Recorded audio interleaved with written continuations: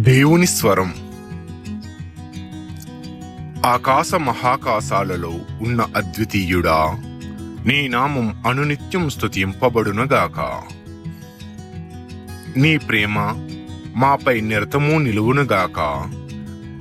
మీ కృపా కనికరములతో ఈ కాలములో మేము నడువుముగాక.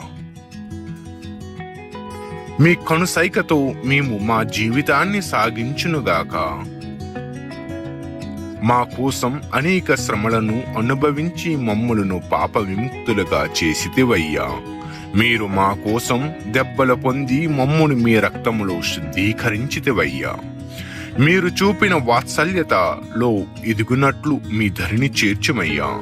అనుక్షణం మీ సహవాసంలో మేము ఉండునట్లు మీ కృప చూపుమయ్యా.